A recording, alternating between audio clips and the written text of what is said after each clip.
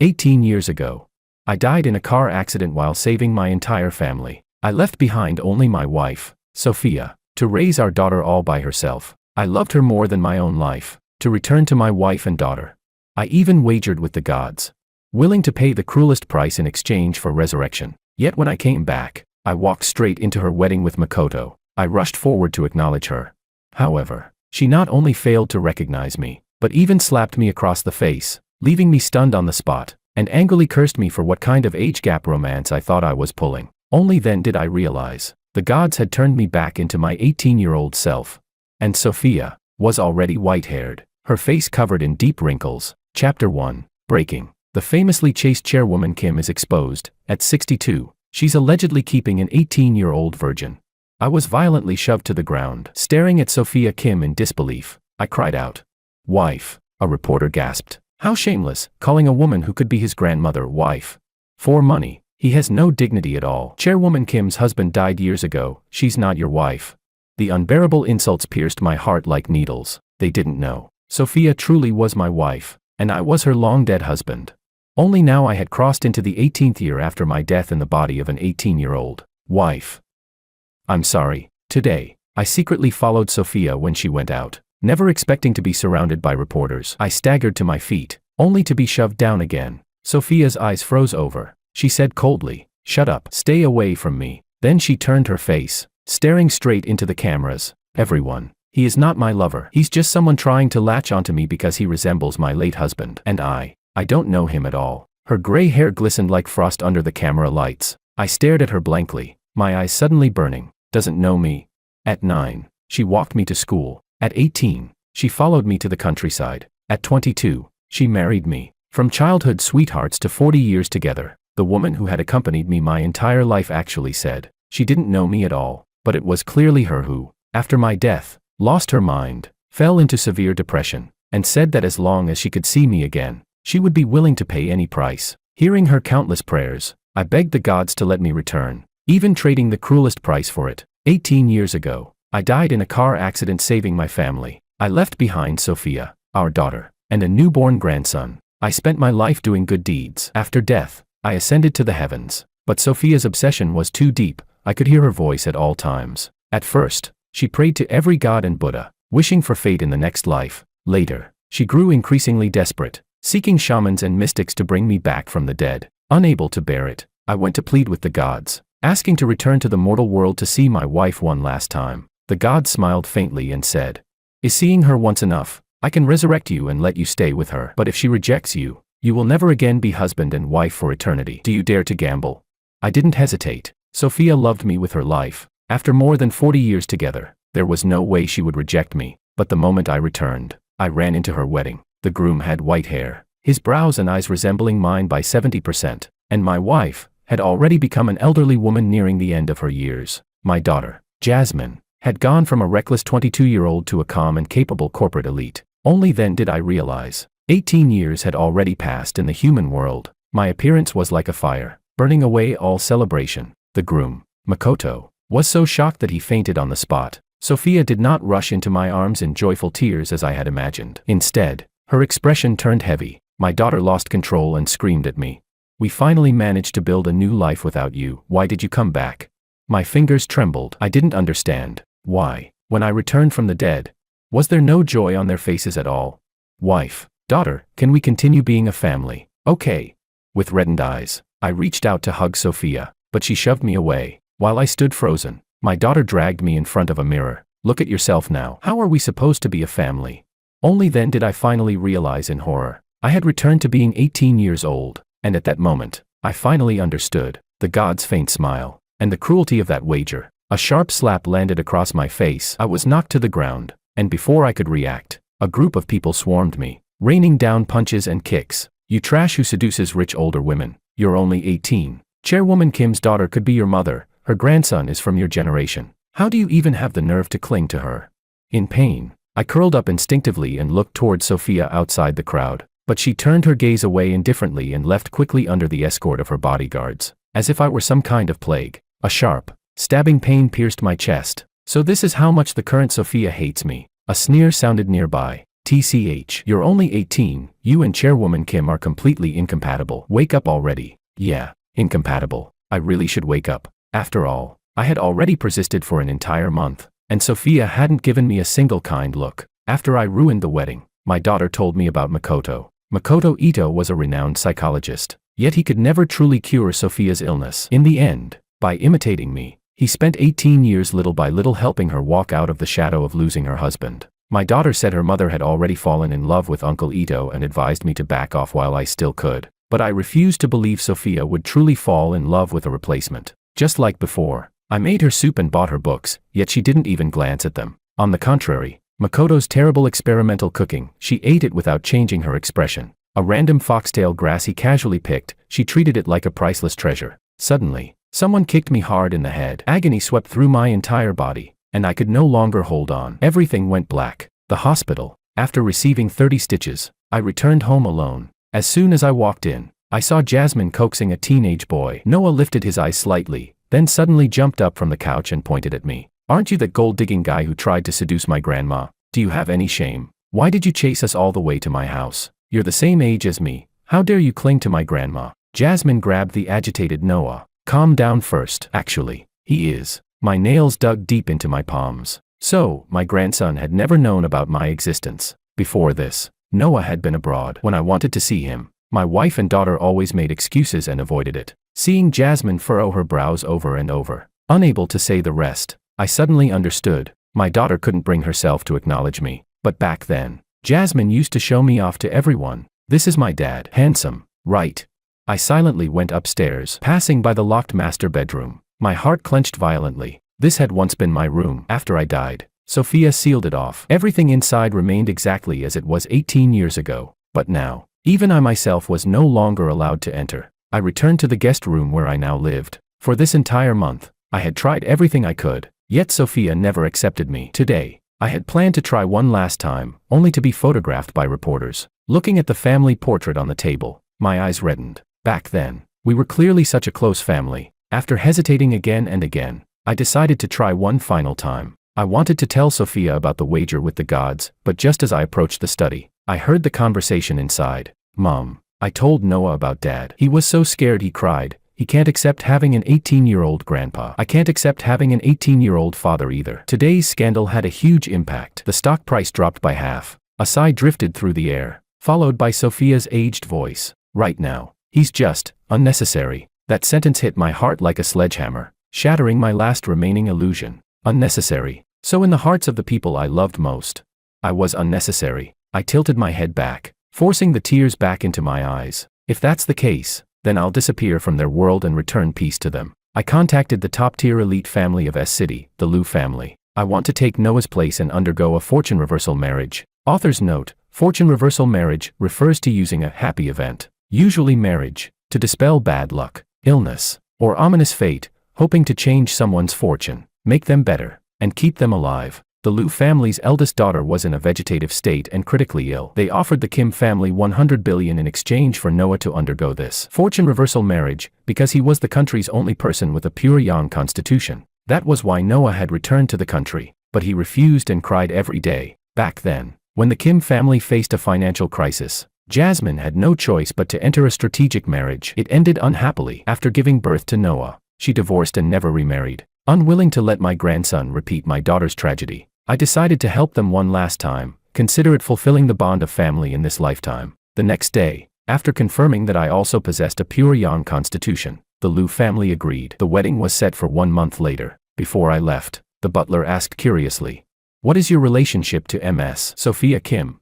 I choked. After a long pause, I finally spoke. "I am," my voice was hoarse, as if I were crying, "her grandson." Chapter 2. I walked alone down the street. In a daze, I suddenly recalled something from 30 years ago, when I had been hit by a tricycle, my face ruined and my leg broken. Sophia had clutched me tightly and said, "George, even if you're paralyzed, even if your face is destroyed, no matter what you become, I'll still love you." I once believed there would never be any gap between us. I never imagined that age would become an unbridgeable chasm. The moment I stepped into the villa, I heard Noah laughing on the phone. "Grandma, Mom, this is great. Someone's marrying into the Liu family in my place. I wonder which unlucky bastard is going to marry a living corpse."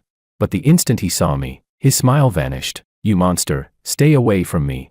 After shouting, he ran upstairs as if fleeing from a plague, watching my grandson avoid me at all costs. I said softly, "Don't worry, in 1 month, you'll never see me again." Suddenly, something warm and wet brushed against my hand. A golden retriever was licking me. My eyes stung uncontrollably. This dog was one I had raised 20 years ago. It hadn't seen me for 18 years, yet the moment I returned, it recognized me and eagerly pressed close. In this house now, only the dog was still willing to recognize me. 7 days later, I went to an auction to buy the bride price. The Liu family lacked nothing, but I couldn't go empty-handed. As soon as I reached the entrance, I saw Sophia walking toward me hand in hand with Makoto. "Makoto," she said warmly, "tomorrow's your birthday. Tonight, whatever you want, I'll light the sky lantern for you." I froze slightly. "Makoto."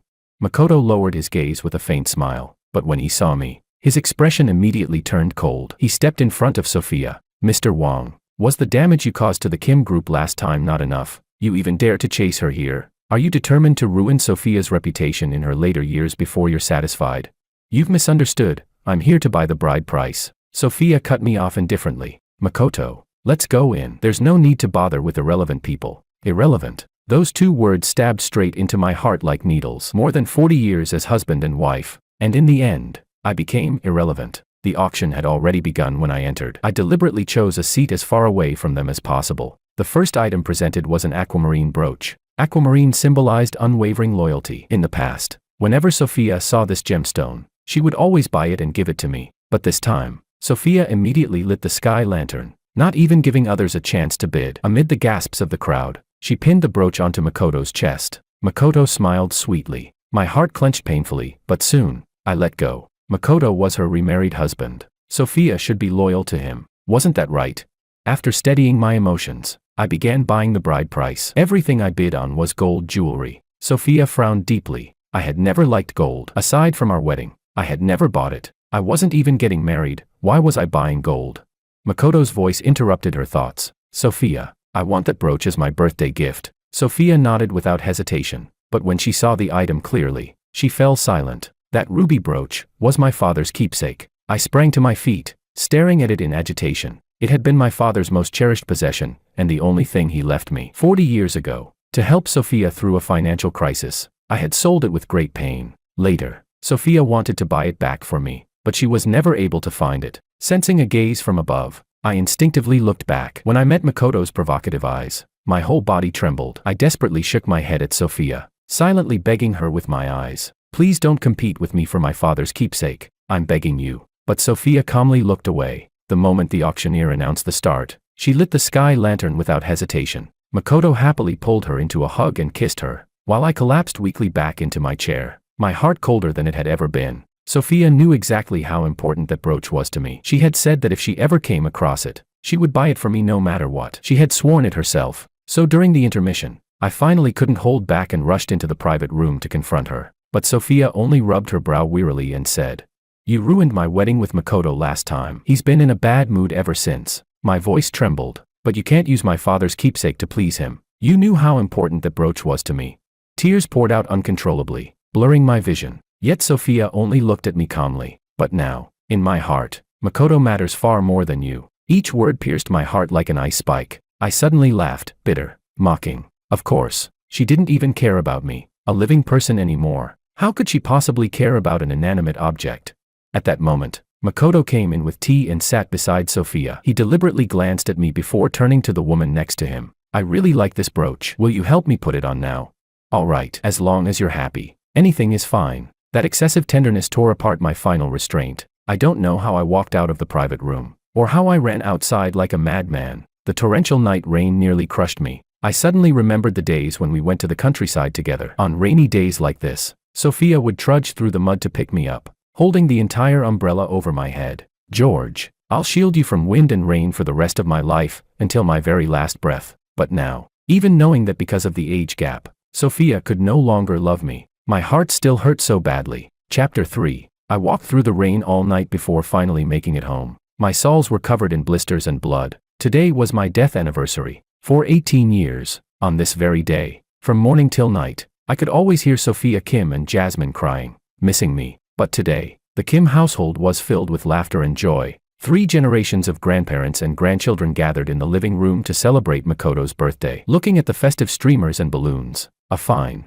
lingering pain spread through my chest. So everyone had forgotten my death anniversary. Silently, I went upstairs and shut all the noise outside the door. I took a shower and changed into a clean white outfit. But the moment I stepped out of the bathroom, I saw Makoto sitting on my bed, holding a slice of cake, smiling brightly. "Mr. Wong, you haven't eaten cake in 18 years, have you? Half a month ago, on your birthday, your family went traveling with me, and didn't even buy you a cake." I listened calmly, without much reaction. Makoto froze for a moment, then grew irritated. "Do you know how much effort it took me to erase you from Sophia's heart?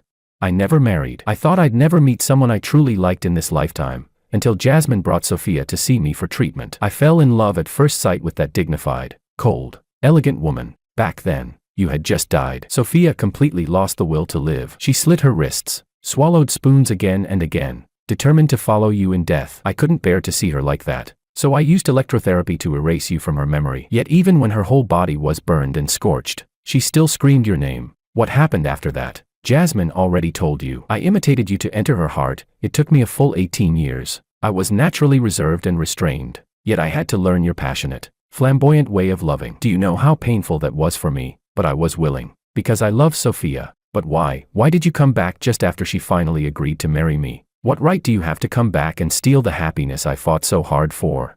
I remained silent the entire time. His breathing grew more and more rapid. After a long while, he suddenly spoke in a low, eerie voice. "Mr. Wong, today the whole family gave me birthday gifts. You're the only one who didn't. So how about this? Let's make Sophia completely hate you." As the words fell, a vicious glint flashed through his eyes. He smashed the cake into his own face and ran out crying. "Sophia, Jasmine, I kindly brought cake for Mr. Wong, but he hit me and said I was unnecessary, told me to get out of this house. I hate being framed more than anything." I immediately said, "It wasn't me. Makoto framed me." The next second, the small guest room was crammed full of people. For the first time, the Kim family had stepped into this room. Sophia glanced at me, calm and composed, then at Makoto, who was crying miserably. In the end, she stood by Makoto's side. "George, I know you're taking your anger out on Makoto because we celebrated his birthday on your death anniversary." I couldn't help but look up. So she hadn't forgotten my death anniversary. She just didn't care anymore. Jasmine's furious voice rang in my ears. "Let me tell you, we all remember your death anniversary. It's just that a dead man's day is not as important as Uncle Ito's birthday." After a pause, she continued. "That's right. In our hearts, you're already dead. You died 18 years ago." My heart spasmed painfully. I instinctively looked at Sophia. She fell silent for a moment, then spoke coldly. "Jasmine is right. Now, we only want Makoto as family. We don't need you anymore. So stop targeting Makoto. You're the unnecessary one here. The one who should leave is you." Even though I had overheard words like this before, hearing them to my face still hurt so badly it felt suffocating, as if my heart had been stabbed clean through. All the grievance and pain I had bottled up for so long finally exploded. I couldn't help but demand an answer. "Sophia, if you think I'm unnecessary, why did you look for shamans and mystics everywhere to bring me back from the dead? Why did you try anything at all? As long as there was even a sliver of hope, even drawing blood from your heart with syringes. If I hadn't seen how far gone you were, if I hadn't been unable to bear watching you destroy yourself, why would I ever have come back?" My voice shook violently. Tears fell harder and harder. Jasmine turned her head away uncomfortably. Noah covered his mouth in shock. Makoto's teeth were nearly crushed from jealousy. I didn't care anymore. I grabbed Sophia's arm, as if clinging to my last piece of driftwood, crying uncontrollably. "Do you remember? Back then, you accepted me even when I was paralyzed and disfigured. You said no matter what I became, you'd still love me. Then why can't you accept me becoming younger? Sophia, tell me why. Why exactly?" I cried until my chest felt torn apart. Sophia, however, looked at me indifferently from beginning to end, as if she didn't care at all. No one knew that behind her back, her hand was already trembling so hard she couldn't even clench it. When my sobbing finally eased, she spoke calmly. "Because I don't love you anymore. After you came back, I realized I'd already fallen in love with Makoto. I just hadn't been aware of it." My crying stopped abruptly. "Don't love you anymore." Those light, casual words completely crushed me. I stared at Sophia for a moment, then suddenly laughed. I raised my hand and wiped the tears from my face hard, took a deep breath, and spoke in a terrifying calm. "Fine, I'll leave." After saying that, I ran out without looking back. Sophia instinctively reached out her hand, but in the end, slowly clenched it into a fist and pulled it back. I went to a bar. I needed alcohol to numb myself. This would be the last time I cried for Sophia, that's what I told myself. From now on, we would each start new lives and never interfere with each other again. And I meant it. I took off the white outfit and changed into a red, deep V sheer suit. Then I stepped into the center of the dance floor and began to dance wildly. Chapter 4. I tilted my head back and downed 10 glasses of whiskey in a row. Only then did the suffocating gloom in my chest ease slightly. Under the hazy lights, I suddenly remembered, when I was young, clothes this sexy weren't in fashion. By the time they became popular, I was already old, already Sophia's husband, and had to be steady, restrained, and dignified. Since Sophia kept saying I was only 18 and not someone from her world, then starting tonight, I would officially begin living the life of an 18-year-old. A young, fiery girl walked up to me, swirling her drink. "Hey handsome, want to dance?" I froze. Before I could even react, a figure rushed over at lightning speed and swung a fist straight into the woman's face. Bang! The woman staggered back in shock. When she saw that the one who hit her was an elderly woman, she immediately lunged forward to fight back, only to be kicked hard and sent flying, then pinned to the ground and beaten mercilessly. Amid the crowd's screams and scattering, I finally realized what had happened. I stared blankly at Sophia. Her eyes were bloodshot as she punched and kicked the woman, striking with ruthless force. I had never seen her this unhinged. Maybe you should stop," I said carefully. Sophia whipped her head around, panting heavily. "What? You feel sorry for her?" I didn't catch the sarcasm in her tone and answered honestly.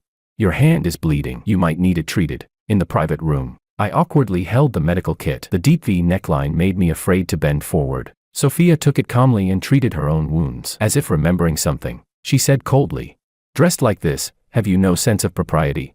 I lowered my head, confused. Didn't Sophia no longer care about me? Then what I wore, what did it have to do with her?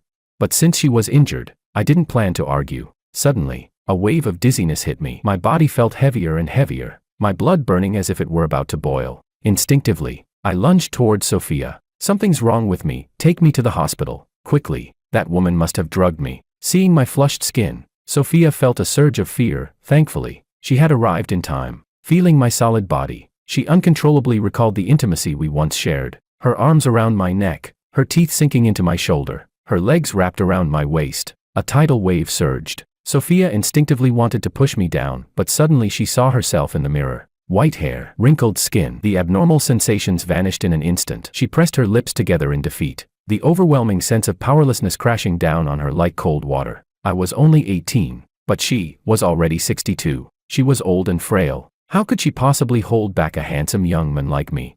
Sophia pried my fingers off one by one and silently left. Her hunched back looked especially ironic and desolate. After the burning heat passed, my consciousness gradually returned, and the alcohol wore off halfway. With my head splitting in pain, I vaguely remembered that Sophia seemed to have come by earlier, but for some reason, she left without saying a word. Maybe she had just passed by. Maybe she left because she hated me too much. I shook my head and laughed bitterly, then called an ambulance. Before it arrived, Jasmine showed up first. I froze. "How did you know I was here?"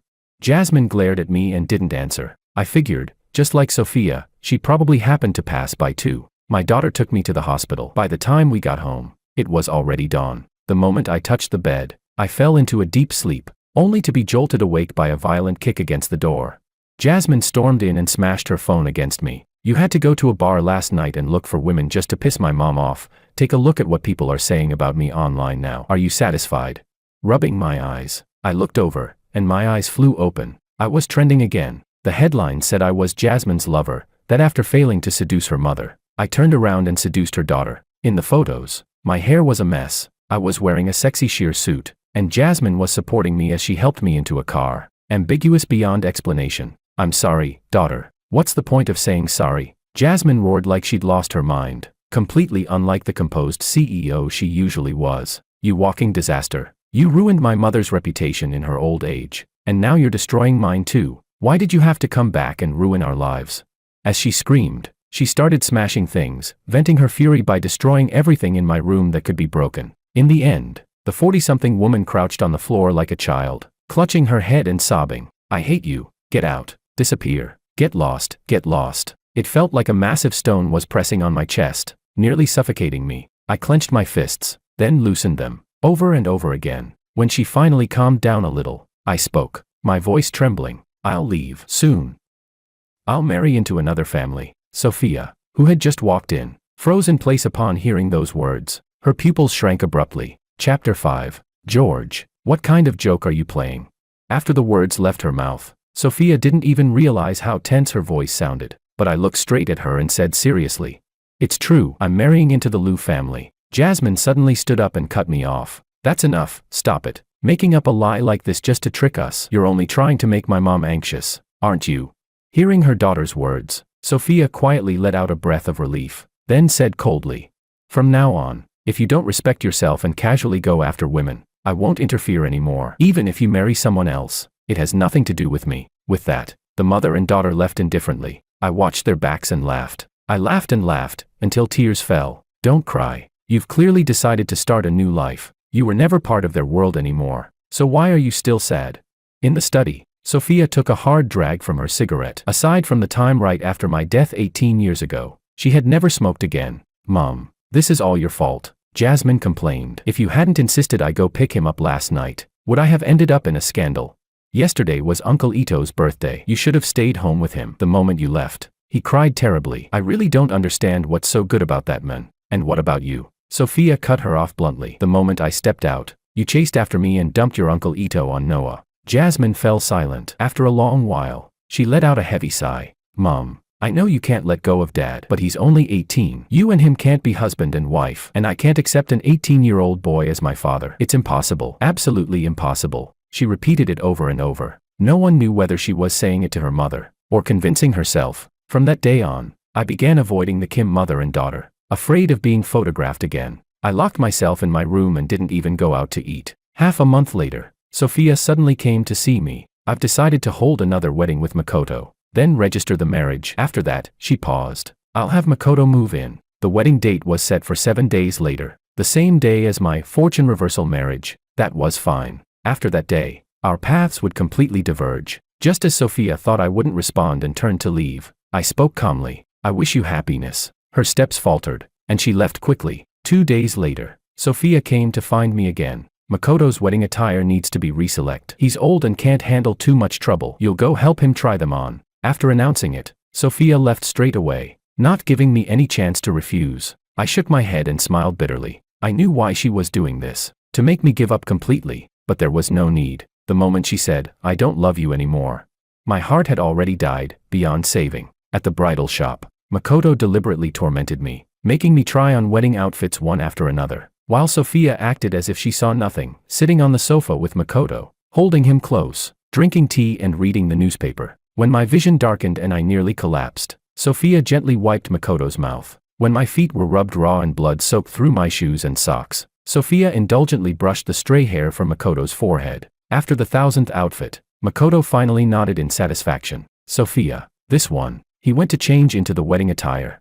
My body went limp, and I had to grab the wall to keep from falling. Out of the corner of my eye, I saw Sophia walking toward me, her hand reaching out. I froze, but the next second, she pulled out her phone and handed it to me, saying flatly, "Hold this, record for us." Then she walked toward the fitting room, pinned Makoto, who had just stepped out, against the mirror, and kissed him fiercely. I calmly pressed the record button. If this had been before, I would have hurt so badly I couldn't breathe. But now, there wasn't a ripple left in my heart. A shop assistant said nearby, "You must be their grandson, right? Your grandma really loves your grandpa, wishing them a long life together."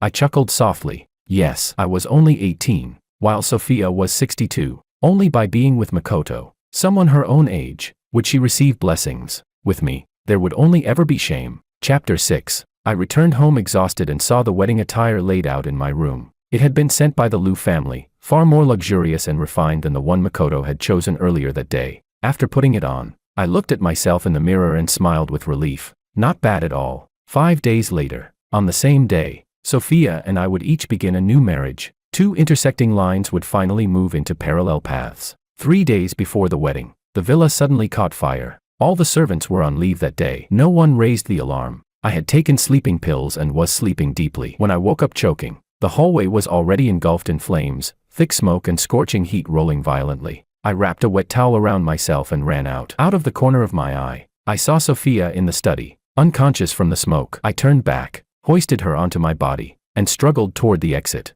"George, you mustn't let anything happen to him." Hearing that cry, my entire body trembled. But But when I remembered that Makoto had stayed at the villa the night before, I understood. Sophia was calling for me to save Makoto. So after getting Sophia out safely, I rushed back in to save Makoto. The fire burned more fiercely, almost completely cutting off all escape routes. But thinking of Sophia's desperate plea, I clenched my teeth. I had to get Makoto out safely, to give him back to Sophia. So at the final moment, when a beam crashed down with a thunderous roar, I pushed Makoto out without hesitation. I was struck unconscious by the falling debris. I woke up in excruciating pain, my entire body feeling as if my bones had been torn apart and reassembled. I was lying in the room after the fire had been extinguished. My injuries had already been treated and bandaged by a private doctor. Noah burst in and slammed a cup onto the coffee table. "Why didn't you burn to death in the fire?"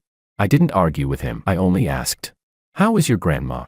"Humph." Noah glared at me fiercely. "You stood by and watched my grandma die, and you still have the nerve to ask about her?" I asked. "What did you say?" Seeing my innocent expression only made Noah angrier. He said, "When the fire broke out, you were the only one awake in the house, but you only cared about saving yourself. If Grandpa Ito hadn't woken up in time to save Grandma, she would have died. Even if Grandma doesn't love you anymore, how could you be so vicious and let her die? You deserve to get crushed by that beam." I froze. Then tears surged out uncontrollably. I hate being wronged more than anything, because once I'm wronged, I can't stop myself from crying, no matter how hard I try. Noah was startled. Why are you crying? What right do you have to cry?" "Noah," I said, my voice trembling, "if I told you that it was me who saved your grandma, would you believe me?" Noah snapped back without hesitation. "Of course not. I'm warning you, don't even think about stealing Grandpa Ito's credit. Grandma and Mom will never believe you." I buried my head deep into the blanket and bit down hard on my teeth. Noah was right. In this family, no one would ever believe me, so there was no need for me to explain anything. Let them keep misunderstanding me. After Noah left, noise filled the hallway. The servants unlocked the master bedroom that had been sealed for 18 years and began moving out everything that belonged to me, because Sophia planned to let Makoto move in after the wedding. Watching the diaries, love letters, and postcards between Sophia and me get thrown into the fireplace. Watching the scarves and gloves I had knitted for her tossed into the trash. Watching everything that proved we had once loved each other be destroyed.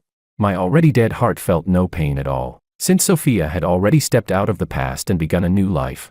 I should let go as well. 2 days before the wedding, I went out early and headed to the wishing tree on the mountaintop. 40 years ago, Sophia and I had tied red ribbons there, wishing to grow old together. Now, the person she wanted to grow old with was no longer me, and the red ribbon should be untied. When I reached the tree, I found that Sophia had already removed it and thrown it into the trash. We looked at each other. Neither of us spoke, yet we tacitly moved on to the next place together. We went to the Heartlink Bridge and cut the love lock.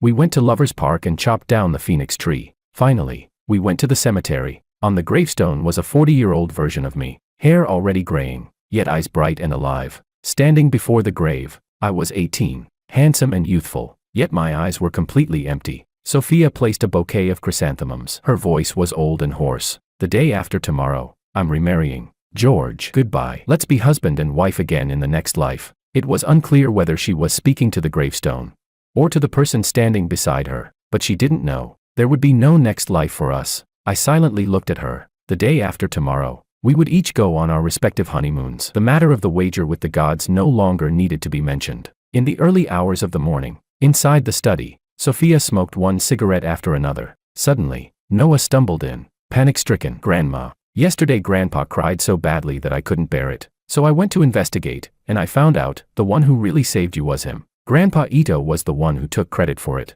Chapter 7. Noah thought that after he said those words, his grandmother would be as shocked as he was, but Sophia remained unmoved, or rather, she had already known the truth. Sure enough, she spoke hoarsely. "I knew it a long time ago, but your grandpa is only 18. There's no possibility for us, so I let Makoto take the credit. As for why Makoto did that, maybe he just lacks a sense of security. That's why I let him move into your grandpa's master bedroom." Noah froze completely. His mind stopped working. In the end, Sophia instructed him, "Don't tell your grandpa about tonight. I want him to give up on me completely." Noah couldn't understand it. He didn't sleep at all that night. The next day, inspiration struck him. He barged into the study. "Grandma, I've thought of a good idea. Why don't we arrange a marriage alliance for Grandpa? That way, he'll completely give up on you." Bang. The teacup in Sophia's hand shattered on the floor. "No." There was an obsessive edge hidden in her voice. "Your grandpa cannot marry anyone else." Noah was confused and was just about to ask why when Jasmine walked in with a dark expression. "Mom, He's causing trouble again and ruining your wedding with Uncle Ito. This time it's extremely outrageous. He openly said online that he's your long-dead husband. Tomorrow was my wedding. I stroked the golden retriever's head and said softly, Xiao Huang, I'm going very far away. I won't be coming back. From now on, behave yourself in the Kim household. The dog seemed to understand, letting out a soft whimper as it looked at me. Suddenly, the door was kicked open violently. All 3 members of the Kim family stormed in, faces filled with anger. I stood up. What happened? I knew that if there wasn't a problem, they would never come looking for me. But the next second, without a word, Sophia raised her hand and slapped me hard. You actually tried to use public opinion to force me to marry you. How despicable. My face was knocked to the side, blood seeping from the corner of my mouth. This was the first time Sophia had ever hit me. I asked, What are you talking about? It wasn't me. Jasmine shoved the trending news in front of me, then pushed me hard and scolded me. Who else but you would post this online? My mom is marrying Uncle Ito tomorrow. How dare you still harbor delusions about her? She didn't hold back at all. My head slammed into the bedside cabinet, blood pouring down. A trace of hesitation flashed through Noah's eyes, but he still spoke coldly. How many times have we said it? We can't accept an 18-year-old you. Give up as soon as possible. In the past, whenever I was wronged, I would cry. But this time, my eyes burned with soreness, yet not a single tear fell. I was so exhausted that I didn't even have the strength to cry. Staring at the 3 cold, retreating backs, I murmured softly, Actually, I gave up a long time ago. You'll know tomorrow. The trending topic was quickly suppressed. Resurrection was too bizarre. No one believed it anyway. The moon set. The sun rose. Soon, it was the wedding day. Not long after the Kim family departed, the Liu family's bridal convoy arrived. The butler looked at me in confusion, seeing me dressed in wedding attire. Where are you going? I'm marrying into another family, I said calmly. Please tell Sophia that I will never bother her again. After smiling and saying that, I got into the car without looking back. But when I got out, I discovered that the hotel chosen by the Liu family was the same one as the Kim families. Sophia and Makoto's wedding had already begun. They were at the ring exchange ceremony. Sophia's hand trembled as she held the ring. For some reason, an inexplicable sense of panic rose in her heart. Uncontrollably, her mind replayed the scene of marrying me more than 40 years ago. Back then, the family was poor. We couldn't even afford wedding clothes. I had torn down a red curtain to make a bridal outfit. Her memories were so chaotic that she accidentally dropped the ring to the ground several times. Sophia bent down to pick it up, but suddenly caught sight of a figure in wedding attire passing by the entrance. That side profile. It was the husband she had once longed for day and night, yet now avoided like a viper. 18-year-old me. The next second, cries rang out in the banquet hall. Mom. Grandma. Where are you going? Before Sophia's mind could react, her body had already rushed out on its own. Chapter 8. A tremendous force yanked her back. Sophia froze and turned around, only to see her daughter, Jasmine, gripping her arm tightly. There was worry in her eyes, confusion, and a faint trace of displeasure. Mom, all the guests are watching you. What are you trying to do? Only then did Sophia belatedly realize. She had already rushed to the entrance. She said, Jasmine, I just saw your dad. He was wearing wedding clothes and went into the banquet hall across the way. I need to find him. I can't let him marry someone else. I absolutely won't allow it. Her words came out disjointed and frantic. Jasmine was stunned for a moment, then frowned. Mom, are your eyes failing you? You must be hallucinating. Dad is clearly at home sleeping. How could he be here? Besides, he loves you so much. Just yesterday he was still trying to sabotage your wedding with Uncle Ito. How could he possibly bear to marry someone else? You must have seen wrong. Don't overthink it. Uncle Ito is still waiting for you on stage. Come back quickly. If you're really worried, I'll have Noah go check the other side. Sophia lowered her gaze and thought for a moment, then finally relaxed a little. Her daughter was right. Maybe she really had seen wrong. Jasmine shot Noah a look, then half supported, half dragged Sophia back inside. Makoto stood awkwardly on the stage. He hadn't heard the conversation clearly, only vaguely catching George's name. A surge of intense jealousy flooded his chest. Makoto hated it deeply. He didn't know what tricks that bastard had used to nearly make Sophia abandon him. No, this happiness, earned after 18 years of pursuit, he would never let it go. Makoto stepped forward and held Sophia's arm, saying pitifully, You scared me to death. You suddenly ran out just now. I thought you didn't want me anymore. Sophia frowned, looking at Makoto's pitiful expression. She felt no tenderness at all, only an inexplicable sense of irritation. Even though he tried so hard to imitate George, some things still revealed his true nature. For example, right now, George would never have said something so humble and insecure. Suddenly, Sophia thought of something. Ever since George came back to life, He had followed behind her so humbly, begging her to spare him a glance. That cautious, self-effacing, was completely unlike him. A fine, sharp pain pierced her heart. Her chest felt inexplicably heavy. Seeing her marry someone else today, George must be in unbearable pain right now. But there was no choice. After all, he was only 18. Her daughter's shout snapped Sophia out of her thoughts. Mom, the officiant has asked you several times already, why aren't you answering? Uncle Ito and everyone else are waiting for you. Makoto Ito hurriedly smoothed things over. Jasmine, your mom might just be too tired lately. I'm fine. He then turned to the officiant. Sir, please continue. The officiant cleared his throat and asked loudly. Ms. Kim, are you willing to marry Mr. Ito, whether in poverty or wealth? At that moment, Noah came stumbling in, breathless. Sophia's slightly parted lips froze. She stared straight at Noah. Quick, tell Grandma. Is the groom in the banquet hall across the way, your grandpa? Chapter 9. Makoto froze for a moment, then was overcome with wild joy. George was marrying someone else. From now on, Sophia would belong to him completely. Noah lowered his eyes, hesitating. The person over there. Earlier, his mother had told him to go check the other banquet hall. He really had seen Grandpa there, which scared him badly. He'd rushed back, intending to tell Grandma, but seeing the ceremony about to be completed on stage, he hesitated. Ever since he could remember, Grandpa Ito had always been the one accompanying their family. Subconsciously, he had already accepted Grandpa Ito as family. As for that 18-year-old biological grandfather, maybe it was better if he left. Let him stay far away from Grandma and Mom. After all, both Grandma and Mom hated him. So Noah said.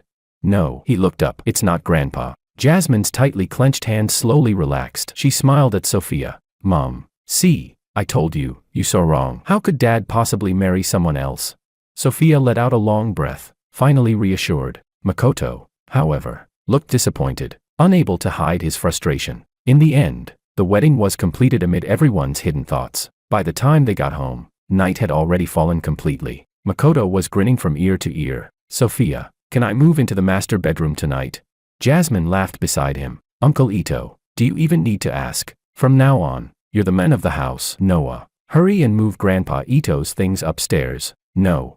Sophia cut her off sharply. The master bedroom belongs to George. Makoto, you'll continue staying in the guest room. Everyone froze. Makoto's eyes reddened with jealousy, but Sophia gave no one a chance to question her. She went straight upstairs. She knocked on George's door. Today was her wedding. George must be in a bad mood. She felt she should come comfort him, but after knocking for a long time, there was no response. Sophia frowned. The unease in her heart grew stronger and stronger. She suddenly pushed the door open. The room was empty, spotless and immaculate. The quilt folded neatly, the yarn ball George kept by the bed, the books on the desk. Everything related to him was gone, as if he had never lived there at all. Her heart pounded wildly. Sophia panicked and ran downstairs. Jasmine, your dad is gone. Did he never come back at all? Were the past 2 months just a dream I had? Tell me now. She collapsed in the living room. Her aged voice trembled with sobs, suddenly fragile and helpless like a child. Jasmine was stunned too, beginning to wonder whether she and her mother had both hallucinated.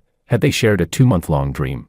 The butler hesitated for a long time before finally speaking up. Madam, miss, it wasn't a dream. Mr. Wong really did come back. It's just that this morning, he married into another family. Buzz. Sophia's head exploded. It was as if she had been struck by lightning. She fell heavily to the ground, her head bleeding, but she ignored the pain and stared at the butler in trembling disbelief. Why you? What did you say? Did George bribe you to lie to me?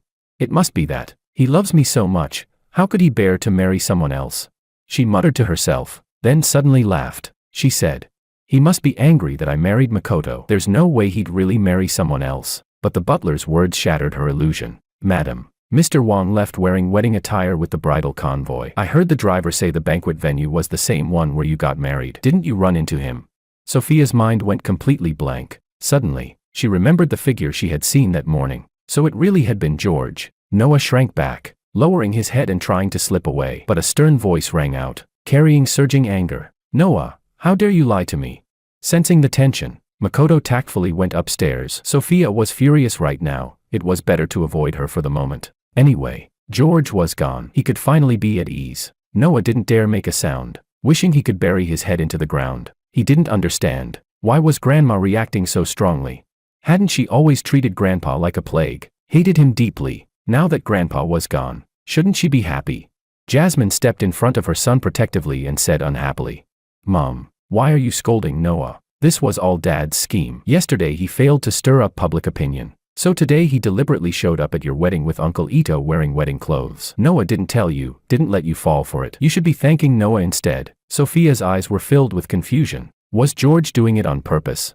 She wanted to believe what her daughter said, but uncontrollably. She remembered what George had said half a month ago, after Jasmine had smashed his room. I'll leave soon. I'll marry into another family. Back then, she had thought he was joking, but now, she didn't dare think further. Jasmine continued persuading her. Mom, stop worrying. When Dad sees that no one cares, he'll definitely come back obediently tomorrow. Don't worry, he can't live without us. Tonight is your wedding night with Uncle Ito. Don't waste your time on Dad. Sophia shook her head. She didn't dare gamble anymore. Even if there was only a 1 in 10,000 chance that George would leave, she couldn't accept it. She had to find him as soon as possible. Assistant Wu, go check Mr. Wang's whereabouts. Chairwoman Kim, didn't Mr. Wang come home with you? Anger flared in Sophia's chest. I'm talking about George. Go check, now. The assistant was confused. Hadn't Chairwoman Kim stopped caring about Mr. Wang long ago? Still, he obeyed. 10 minutes later, he called back in panic. Chairwoman Kim, this is bad. Mr. Wang, he's gone to the Liu family for a fortune reversal marriage. Chapter 10. Everyone froze. The air pressure in the living room dropped to freezing point in an instant. Jasmine was the first to react, shaking with shock. She cried out, Dad, he actually left. Noah murmured in a low voice. Fortune reversal marriage. He suddenly raised his voice. Grandpa went to the Liu family to borrow joy to change fate. He left because of me, so the person who took my place was Grandpa all along.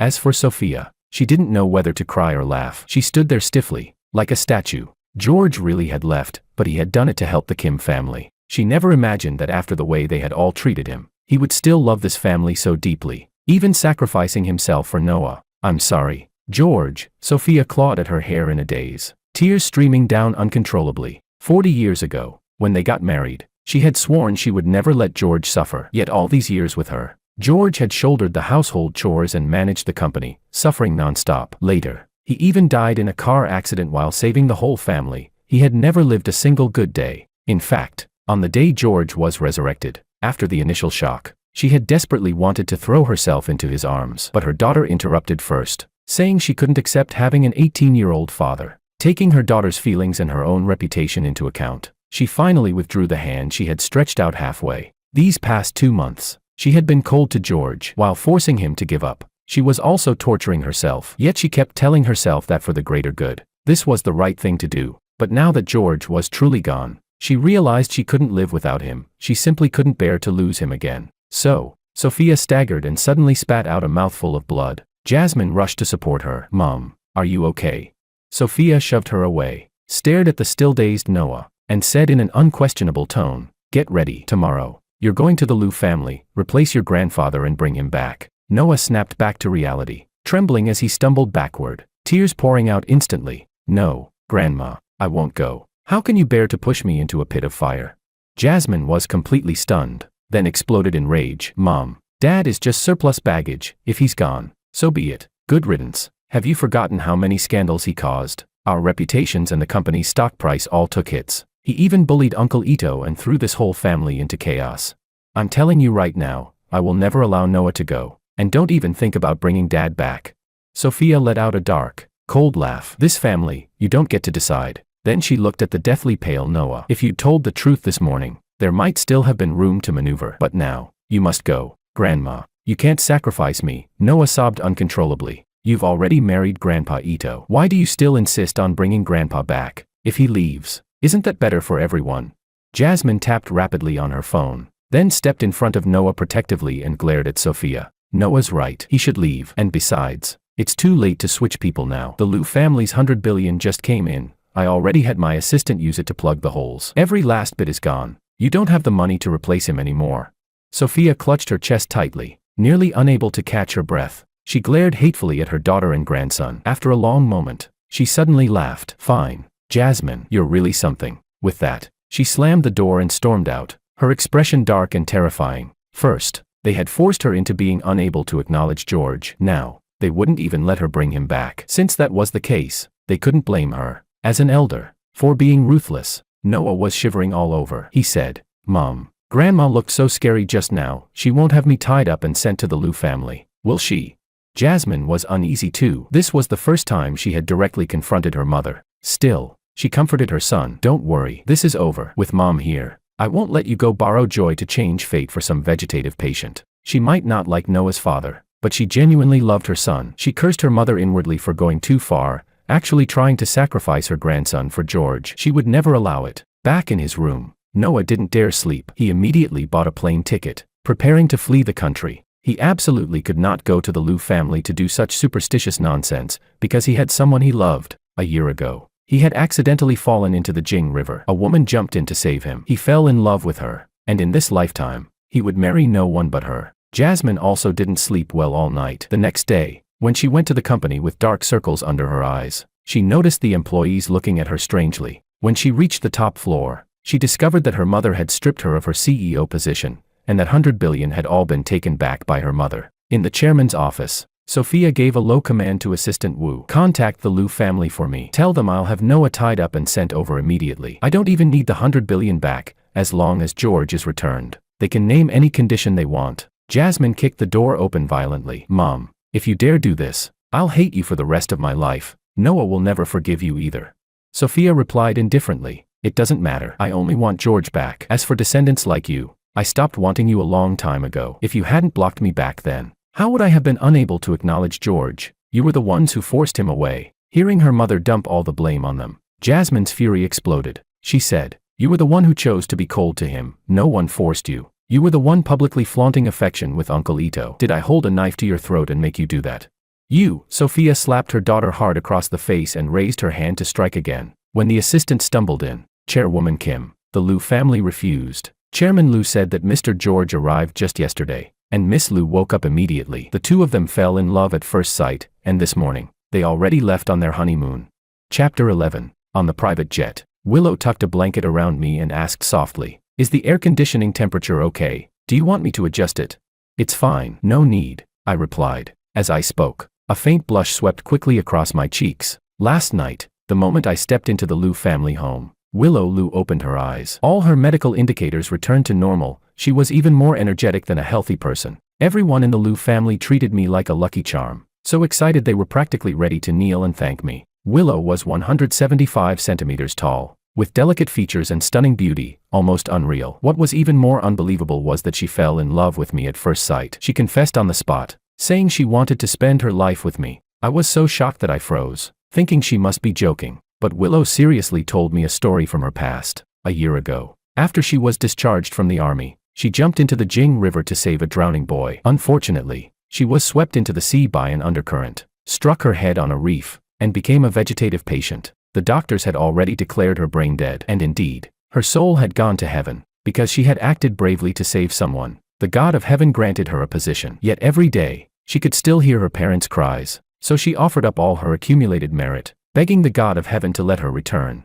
In the end, the God of heaven agreed, but only on the condition that she wait for the divine messenger before she could be revived. And so Willow waited, and waited, until she finally met me. After hearing her story, I was deeply astonished, and filled with a sense of bittersweet emotion. If I had chosen to stay with the Kim family and never come to the Liu family, would someone as wonderful as Willow have remained asleep forever? As I was lost in thought, she held my hand and said solemnly, "George, you are my lucky star. You are the benefactor of our Liu family. You are kind and beautiful inside, and you deserve the very best. Even if you don't love me, it doesn't matter. I will let you go. But remember this, no matter where you go, the Liu family will always be your support." My eyes instantly reddened. Since my resurrection, no one had ever shown me such pure kindness. I had already developed feelings for this woman I had just met, but I knew I had to tell her about my past with the Kim family. I thought that after hearing it, she would see me as a monster, just like her children and grandchildren had, and feel disgusted by me. But none of that happened. She held me tenderly, comforting me again and again. "George, it's all in the past now. Let's start a new life together." I froze. What shocked me even more was that Father Liu and Mother Liu didn't mind at all. They even gently advised me not to dwell on the past, but to look forward. Only at that moment did the shadow hanging over my heart finally dissipate completely. On the plane, I gazed out through the window at the blue sky and white clouds, stretching endlessly, just like my mood today, bright and clear. Willow held my hand and said, "George, you're only 18. The future holds infinite possibilities. You can build your own career, pursue your passions. There's so much you can do." Her slender hand was soft and warm, the warmth traveling all the way to my heart. I smiled openly. In my previous life, I had revolved entirely around Sophia and truly neglected my own growth. She was right, being resurrected was equivalent to being reborn. This life had nothing to do with the last one. Before, I had resented the God of heaven countless times, wondering why I had been turned into an 18-year-old. But now, I felt nothing but gratitude. Youth meant endless possibilities. It meant I could live a life completely different from my previous one. I took the initiative to interlace my fingers with hers. Looking at the gentle profile of the woman beside me, I made a vow in my heart. From this moment on, I would completely forget the past and walk toward a new life. Chapter 12. Not long after George left, Sophia arrived at the Liu family with an astronomical contract. She didn't believe in so-called love at first sight. She and George had shared decades of history. How could he possibly fall in love with someone else overnight? This had to be the Liu family's way of driving up the price, so she decided to concede 50% of the profits from all 100 billion level projects and was even willing to become a downstream partner of the Liu family. Although the Kim family couldn't compare to the Liu family's century-old legacy, decades of accumulation were still more than enough to help the Liu family crush every competitor in S-City. Sophia couldn't think of a single reason why the Liu family would refuse. Yet Chairman Liu didn't even glance at the contract. He pushed it back calmly and said lightly, "George is our family, not a commodity for trade. Besides, my daughter loves George. I will never sell him." Sophia clenched her fists tightly. Having dominated the business world for decades, she had long mastered the art of hiding her emotions, but just now, she had almost lost control of her temper. "Chairman Liu," she forced out an ugly smile, even the muscles at the corners of her mouth trembling. "You and your daughter may not know this, but although George looks 18, he is actually my husband, resurrected after death." "I know." Before she could finish, Chairman Liu interrupted calmly. "My daughter knows as well." This time, Sophia was completely stunned. She couldn't understand why Chairman Liu was so composed. Shouldn't he see George as a monster and be so disgusted that he'd want to push him away? "Chairwoman Kim, since George has been reborn, it's equivalent to living a second life. Everything between you belongs to his previous life and has no bearing on his current one." Those words struck Sophia's mind like a thunderbolt from a clear sky. That's right. After George's rebirth, it was like becoming a new person. He could choose to rekindle his past with her, or he could choose a brand new beginning. But she couldn't accept that. She said, "Chairman Liu, George and I loved each other for decades. What he promised your daughter was just a moment of spite toward me. Once he cools down, he'll definitely return to my side." "Is that so?" Chairman Liu raised an eyebrow with mild interest. "If George is willing to go back, the Liu family will never stop him." Hearing Chairman Liu relent, Sophia finally let out a breath of relief. When she left, she deliberately straightened her back, standing tall. Chairman Liu, however, let out a mocking laugh. "After everything your Kim family did to George, you still expect him to go back? And where does your confidence come from, that he'd abandon my beautiful daughter just to return to an old, wretched woman like you?" Kim family villa. Makoto stretched lazily and pushed open the door, only to find the house completely empty. Last night, after he came in, he went straight to shower. He was so exhausted that he fell asleep in the bathtub. Vaguely, he heard the three members of the Kim family having a fierce argument, but by the time he came out, it was already over. So he had no idea what had happened. But he didn't care much. As long as George was gone, he had nothing to fear. "Butler, where's breakfast? Why hasn't it been brought to my room yet?" The butler frowned and went upstairs. Makoto imitated George in every way, but unlike the gentleman's natural warmth, he relied on his status as a highly educated elite and looked down on workers from the bottom of his heart. He also put on airs in front of the Kim family, acting pretentious to the extreme. The butler had always despised Makoto, yet the Kim family treated him like a treasure. Makoto cut into his fried egg with knife and fork and asked casually, "What happened last night?" The butler replied flatly. After Madam learned that Mr. Wang had gone to the Liu family, she regretted it deeply and wanted to send young Master Noah in exchange for bringing Sir back. Clang! The knife slipped from Makoto's hand and fell to the floor, cutting the top of his foot, but he didn't even bother to stop the bleeding. He grabbed his phone and rushed out. He was jealous to the point of madness. Why? After everything he had done, did Sophia still love George? He arranged to meet a reporter by the artificial lake. Handing over a thick stack of photos, he spoke the most vicious words in the gentlest tone. 100 million. This time, you must blow it up big. Not only write about how shamelessly he seduced the Kim family's mother and daughter, but also write that he went clubbing and slept around with women. Makoto ground his teeth, his face twisting until wrinkles piled together. This time, he would make sure George could never make a comeback. Not only would he never return to the Kim family, but the Liu family would be forced to kick him out as well. What he didn't notice was that not far away, Sophia was standing there, and she had heard everything. Chapter 13. Sophia immediately recognized the reporter. It was the very same one who had surrounded George a month ago and beaten him the most viciously. She quietly followed them. The reporter was lowering her head, counting the check with delight, grinning from ear to ear, when suddenly a figure blocked her view, annoyed. She looked up, then froze stiff. Kim. Chairman Kim.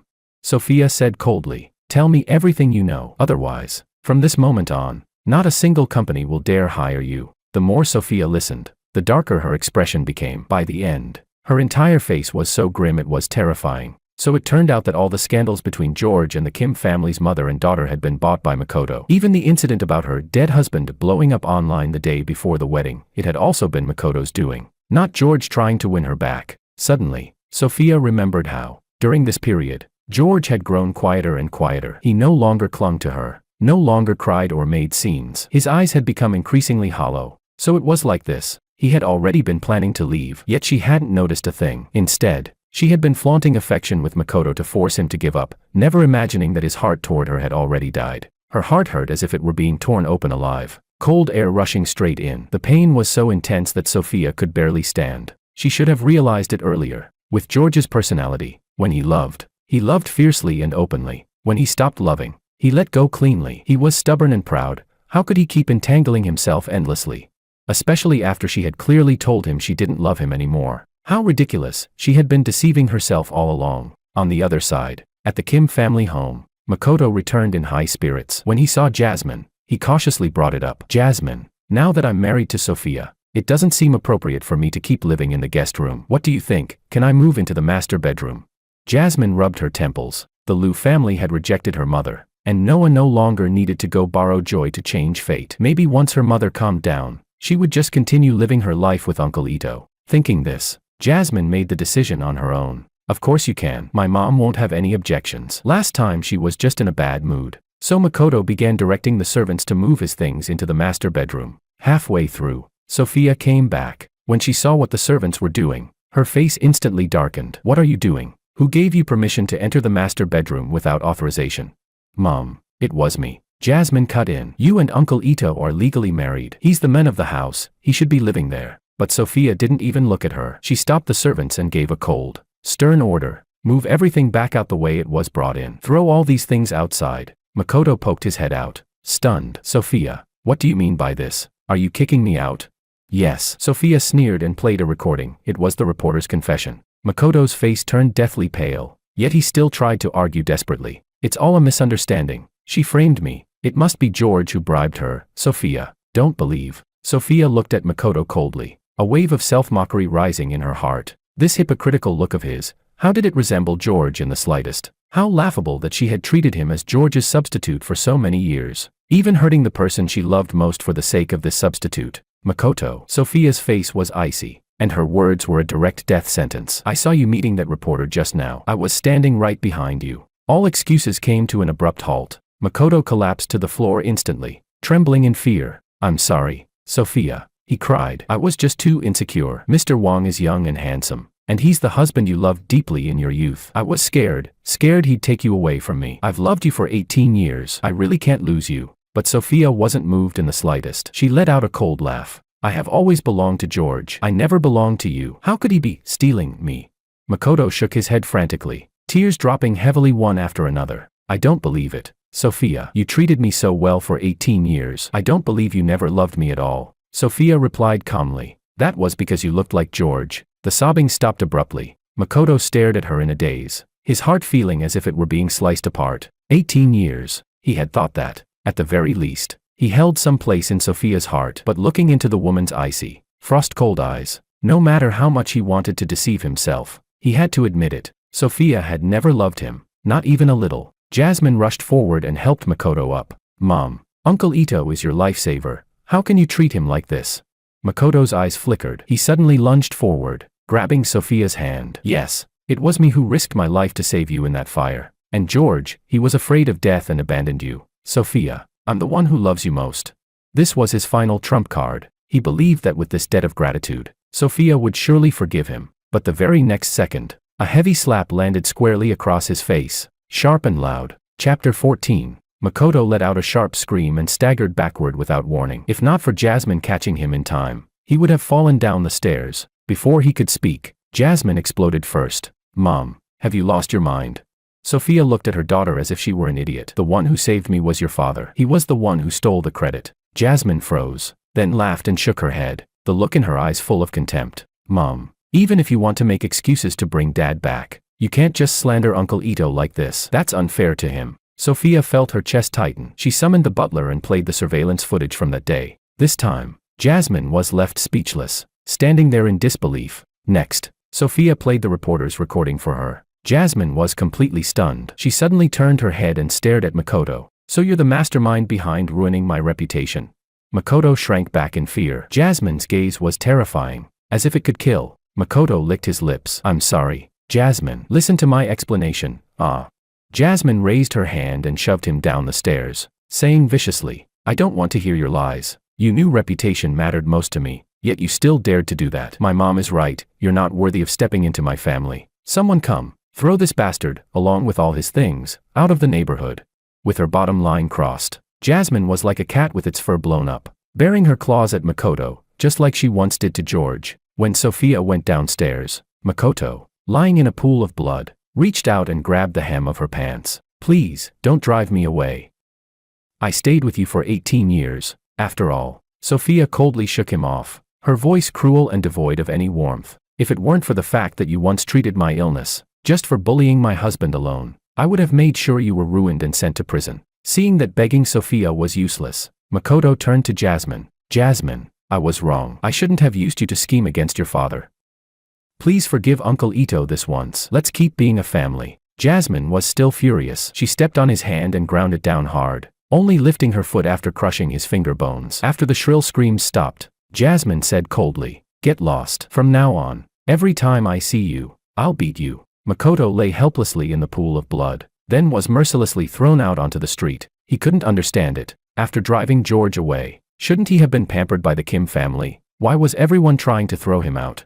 Right, there was still Noah. Kids were the easiest to win over. He had persisted for 18 years. He wouldn't give up so easily. For the next month, Noah stayed in hotels, spending the rest of his time at clubs, because he hadn't told his grandmother in time about his grandfather's marriage, and because his grandfather had borrowed Joy to change fate for him. He was so scared that he didn't dare go home, but he was used to spending money like water, and soon, the money in his card was gone. That day, he ordered $3 million worth of alcohol, but kept getting notifications of insufficient balance. Left with no choice, he called his mother. When Jasmine arrived and frowned as she swiped her card, she was also told there was no money. Since she was no longer the CEO, she only had dividend income left. After angering her mother with what happened before, her cards had been frozen. Now, like Noah, she was living off her savings. In the end, with no other option, Jasmine swallowed her pride and called her best friend. Her friend's jaw dropped. Holy crap, a dignified CEO. And you can't even take out $3 million.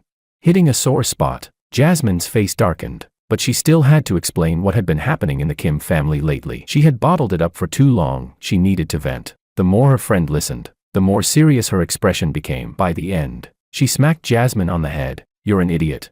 My mom found a substitute too, just like yours. But I hate that stepdad, no matter how similar he looks. He's not my dad. If my dad died and came back to life, I'd be over the moon. I wouldn't care if he was a young guy or an old man. I'd cherish him with everything I have and never let him suffer even a bit.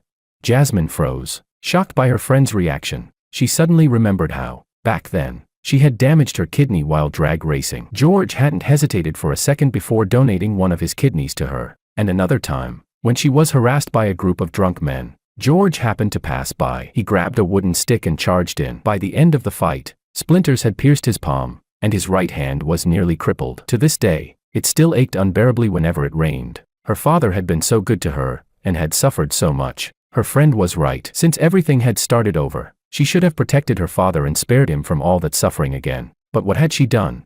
She despised him, resisted him, pushed him farther and farther away, until she forced him to leave. As a daughter, she truly deserved to die for it. After seeing her friend off, Jasmine sat there numbly for the entire night. The next day, when Noah sobered up, she grabbed him and took him home. Let's go. We're going to apologize to your grandma, and then, together, beg your grandpa to come home. Noah was a bit dazed by his mother's sudden change, but he had wanted to go home for a long time. He was just afraid of his grandmother, with his mother giving him an out. Of course he took it. Still, he couldn't help asking, Mom, after the way we treated Grandpa, will he really come back?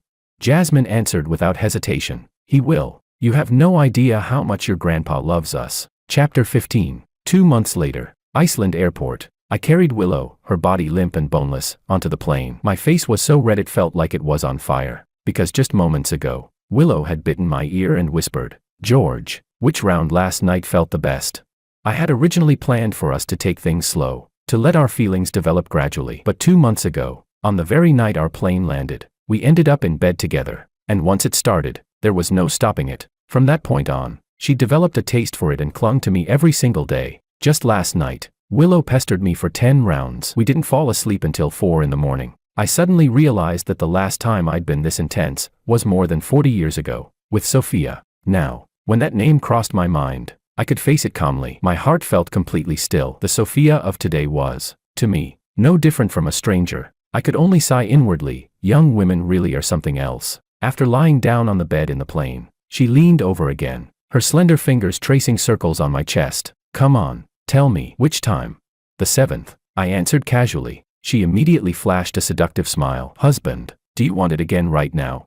I raised my hand and pushed her back. "Nope, there are so many staff members watching." In the end, we laughed and tumbled together in a playful mess. After she'd had her fun, she hugged me tightly and fell asleep quietly, listening to the strong, steady heartbeat of the woman in my arms. The corners of my lips curved up unconsciously. In the past, I had shut myself off, fixated on making the Kim family accept me. It wasn't until I started this new life that I realized life at 18 was far more exciting than I had ever imagined. Over these 2 months, she had taken me to travel through more than a dozen countries, and finally to Iceland to see the aurora. In my previous life, I had wanted to see the northern lights. Sophia had even bought the plane tickets, but the day before departure, I died in a car accident. Thankfully, that regret had now been made up for. The flight would take more than 10 hours. Holding her soft, delicate body in my arms, I fell asleep peacefully. Chapter 16. At the same time, City Airport, the 3 members of the Kim family waited anxiously. Sophia had found out that George would be returning today. Over the past 2 months, she had missed him more and more, and regretted more deeply. Why had she forced him to leave back then?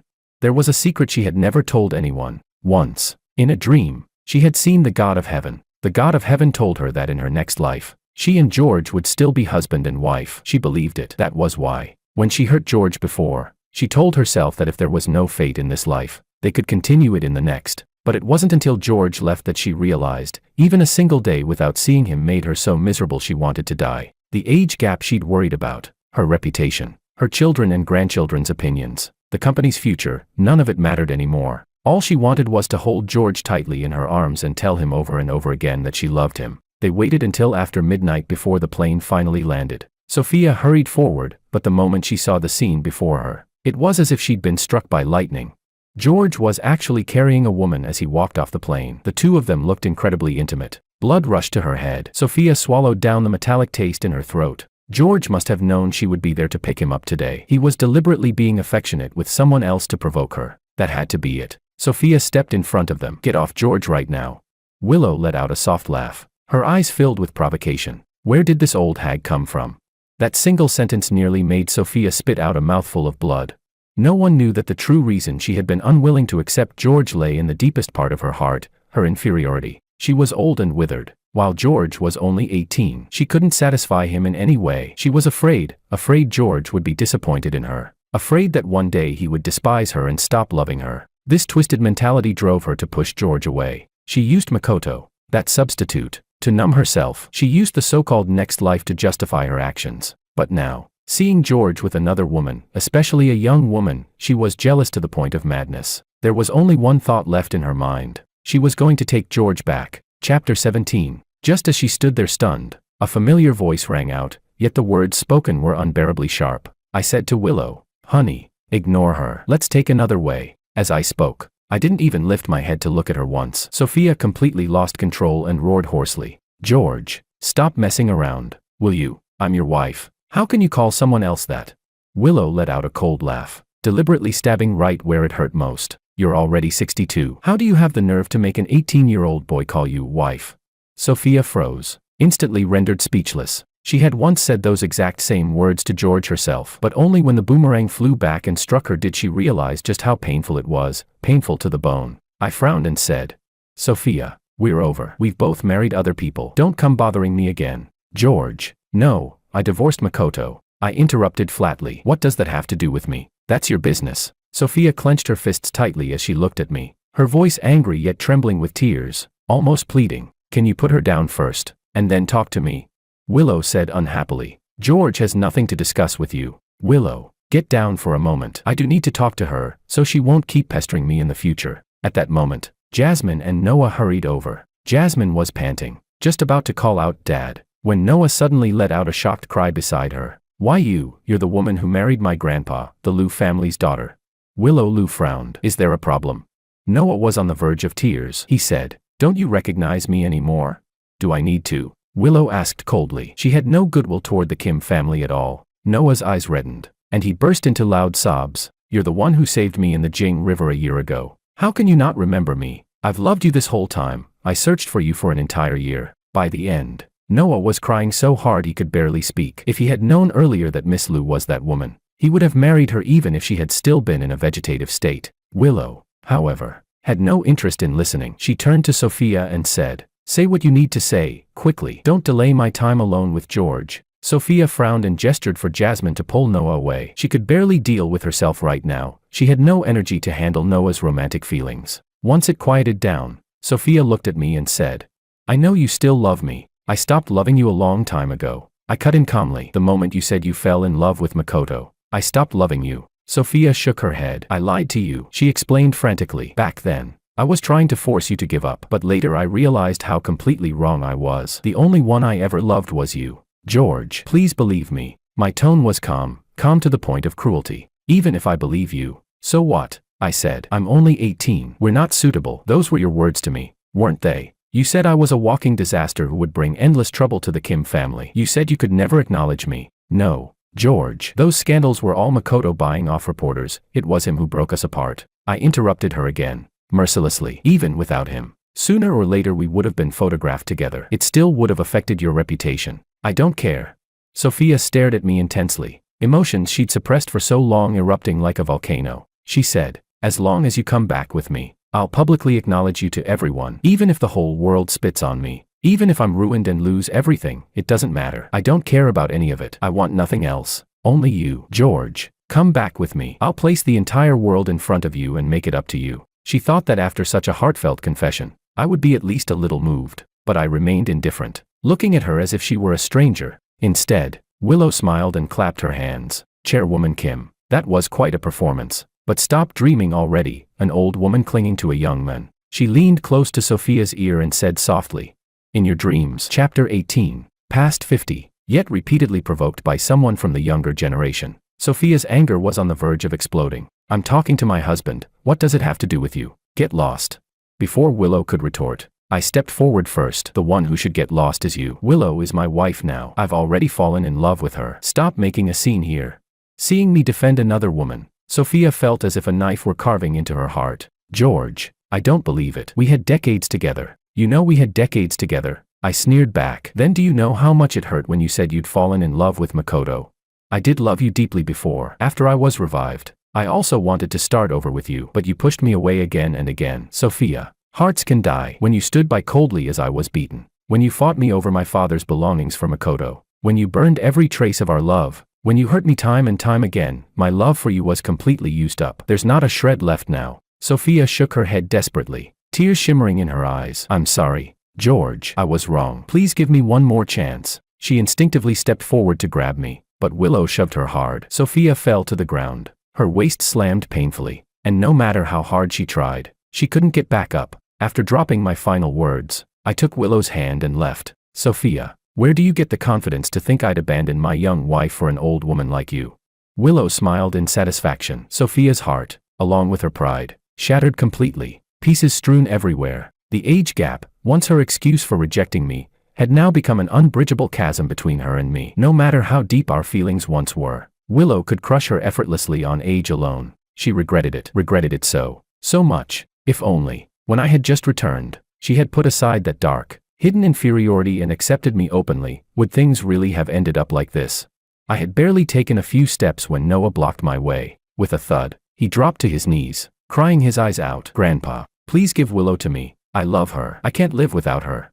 I frowned. The way Noah looked now, he was like a spoiled child, stubbornly fixated on getting a toy he wanted. Willow spoke coldly. What do you take me for? An object you can just give away? I don't even know you. The one I love is George. Stop acting crazy. With that, she didn't give Noah a chance to say another word. She directly ordered the bodyguards to drag him away. Then she wrapped an arm around me and whispered against my ear, if we run into people like this again, reject them immediately. I'm yours. You're not allowed to give me to anyone. I chuckled and kissed her on the cheek. Got it, honey. After a few more steps, we ran into Jasmine. Willow had lost her patience. You have 1 minute. Jasmine knelt in front of me. Dad, I'm sorry. I shouldn't have said those hurtful things to you. It's all in the past, I said. Jasmine thought I had forgiven her and was just about to stand up when she heard me continue. But I will never forgive you. Just those words alone severed our father-daughter bond. You told me to get out of your world. I did. So don't come looking for me again. Jasmine stared at me in disbelief and burst into tears. Dad, that was said in anger. It was Makoto. Enough.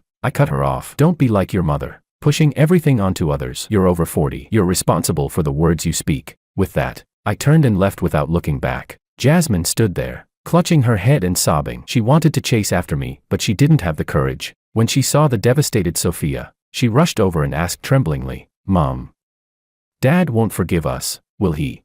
He won't, Sophia replied coldly. Jasmine shook her head through tears. She had clearly seen it just now. There was no love left for them in my eyes anymore. Sophia wandered aimlessly. Without realizing it, she found herself outside the Liu family villa. She looked up, wanting to glimpse me through the window, only to be caught completely off guard by two entwined figures. That familiar figure she knew so well slowly pressed down over another woman. Chapter 19. Sophia suddenly rushed inside, only to be stopped at the door by bodyguards. After that, as if punishing herself, she stood in the cold wind, listening to George and Willow again and again. The more passionate the people inside became, the more inferior she felt. By the end, she let out a self-mocking, bitter smile. She couldn't even satisfy his most basic physical needs. How could she possibly still dream of being husband and wife with him again?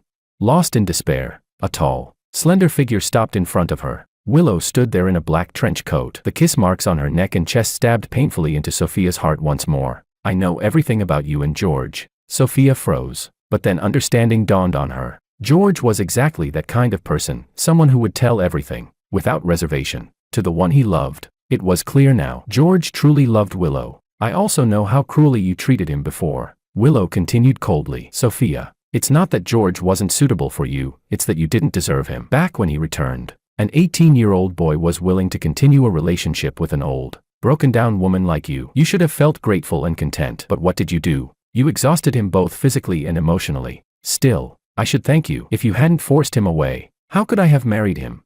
After delivering her provocation, Willow suddenly grew serious. George has already forgotten the past and started a new life. If you truly want to repent, then stop appearing in front of him and reopening those wounds. Sophia lowered her head weakly. She didn't even have the courage to meet Willow's eyes. From that day on, Sophia completely collapsed. She drank herself senseless every day, and in just half a year, she drank herself into stomach cancer. She handed the company entirely over to Jasmine, who became so busy she was overwhelmed. On top of that, her son cried and made scenes every day, demanding that she get Willow for him. For the first time, Jasmine felt that her son was unbearably willful and childish. After losing a 100 billion project, she finally slapped him hard. Noah ran out crying, disappearing without a trace, but she had no energy to chase after him. Makoto went looking for Noah, hoping Noah could help him see Sophia one last time. Noah flatly refused. He desperately wanted his grandmother to win George back, then Willow would belong to him. Makoto suddenly thought of something. Taking advantage of Noah being drunk, he whispered poisonous suggestions into his ear. That day, Sophia drank until she suffered massive internal bleeding. The doctors declared her critically ill. Jasmine hesitated. Should she call George to come see her mother one last time?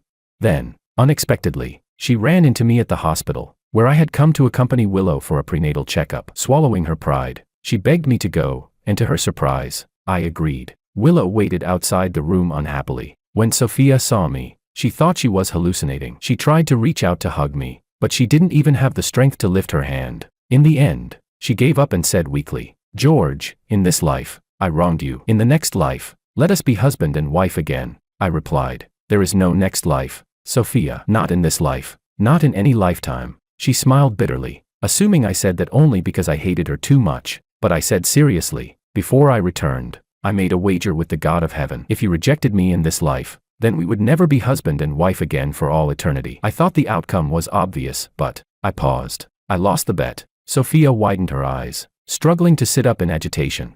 Why didn't you tell me sooner?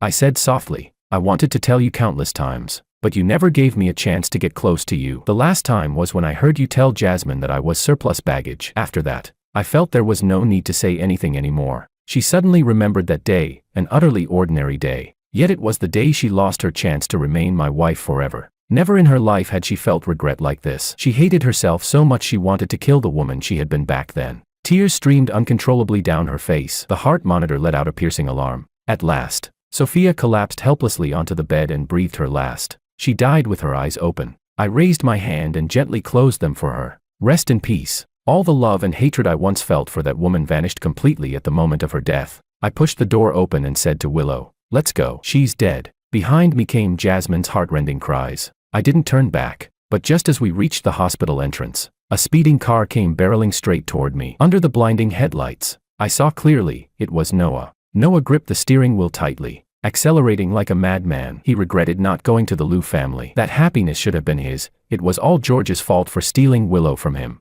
Willow shoved me aside, pulling me out of the way, but Noah spun the wheel and accelerated again. At the critical moment, Jasmine rushed over and took the fatal blow for me. Both her legs were crushed clean off at the roots, yet she lifted her head and smiled. "Dad, can you forgive me now?"